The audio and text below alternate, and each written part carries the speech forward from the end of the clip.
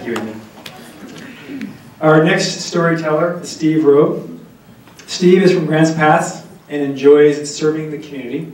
He and Bonnie, his registered therapy dog, visit schools, hospitals, and hospice patients to bring joy and happiness to other people in difficult situations. As you listen to his story, please ask yourself the question, who saved who? Sorry, who rescued who?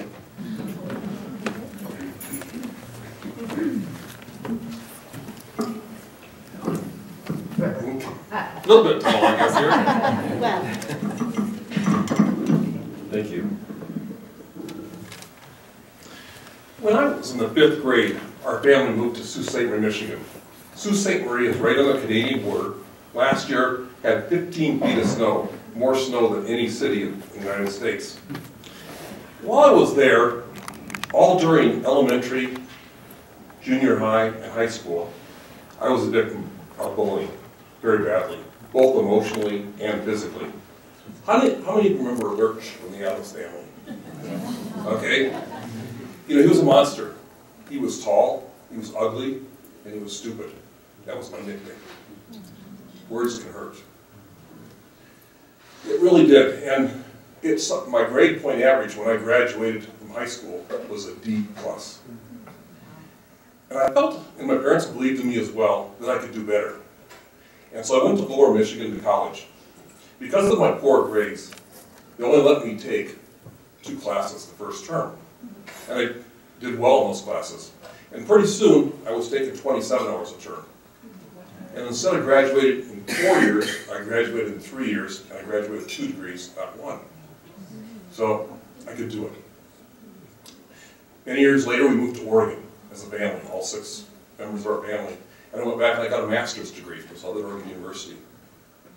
Then I went to, with a group of Cadillac dealers, 25 Cadillac dealers, to the Center for Creative Leadership in Colorado Springs. And there, we spent a week, and they did a lot of testing and profiling on each one of us. And at the end of the week, I met with a psychologist on an individual basis, and he says, have you ever considered going for some mental health counseling? I says, okay. I says, what's that all about? And he says, well, I see some PTSD in your background. And it really was, at the time, he gave me some good ideas, and so when I came back to Grants Pass, I saw Dr. Phillips. Dr. Phillips is a psychiatrist at the Rogue Valley Medical Center in Medford.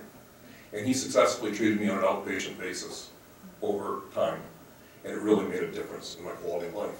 The things, I didn't realize this, but for those 30 years, I had suffered with the effects of the bullying in my life.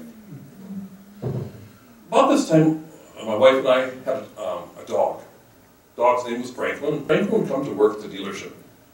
And one of the times he was down there, there was a customer, Beverly Lohr. And Beverly was a person that had just lost her second husband. The first one to cancer, and the other one to a heart attack, previous years. And she saw Franklin and says, I'd like to get a dog like yours. He says, well, you know, there's King Charles Spaniel. And pretty soon, it wasn't long, I came in one day, and she had this dog named Bonnie, as a puppy, a couple weeks old. And Bonnie went everywhere with Bev. And what we gave her, she wrote vacations, trips, everything like that. Well, then one day I got a phone call from the family, and they said Beverly was diagnosed with brain cancer. She didn't have long to live. They said, so, you know, I talked to Bev, and Bonnie she was going to get to a good home. One day, out of the blue, I got a phone call, and it was from Bev's son. He says, my mom is not doing well, and just wants to know, is there any chance that you and your wife would take Bonnie? And I says, well, I'll check with Christy. And I says, sure. I says, you just let me know at what time you'd like me to take Bonnie. And she says, okay. He says, it won't be long. 2 days later, I got a phone call, and he says, are you equipped to take Bonnie now? I says, well, was your mom ready? Well, she passed away this morning. So that was one of her final gifts. So I'd like to introduce Bonnie.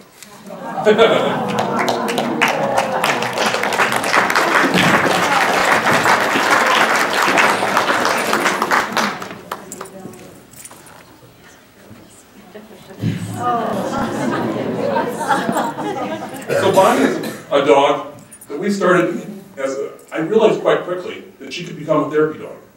She just had that natural gift of loving people.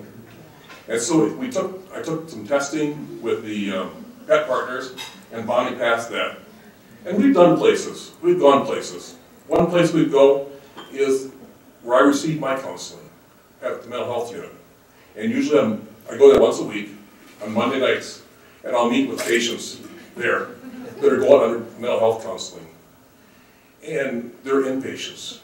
And the tears flow. They miss their pets. They don't have their pets. And Bonnie does her work. Another place we go is the Oregon Youth Authority, the prison. And we're there, the boys will say, this is the first time in years I've been able to pet a dog. Another place, we were at a local restaurant a couple weeks ago, and the 6th floor is a stroke rehab place. And they have a brush, and the patients brush her. And it really helps them as far as that rehabilitation for strokes.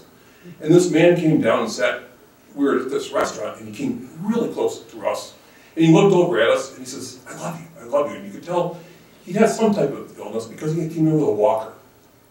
And his wife, I think it was their wife or daughter, and he kept looking at Christy, and kind of looked at me, and he says, well, that's the only 3 words that you can say. I said, well, you know what, you only can say 3 words. It's pretty good. I mean, I can't think of 3 words are better to say than I love you.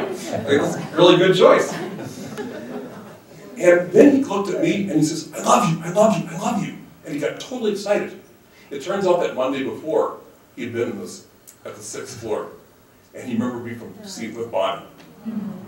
So that was the type, we just have these amazing stories of the places of hospice patients that we go and visit in the last stages of their life. We work with grief counseling on children. And for me, it's a chance to give back. There's different ways to serve in the community. Some people write checks. Some people serve on boards.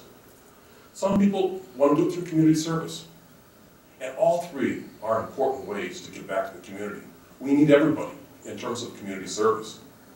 But for me, this gift, it's come about, it's really something I hadn't counted on for me. I'm an introvert. And I think that goes across from the bullying story. But at the same time, it's a way for me to, the attention's not on me, it's on Bonnie. Everybody loves Bonnie. And it's a way for me to give back to the community. So what I want to encourage you to do is to find your way. Whatever that way is for serving in the community. And the question I guess I have for you tonight is, who rescued who? In my case, she's the one that rescued me.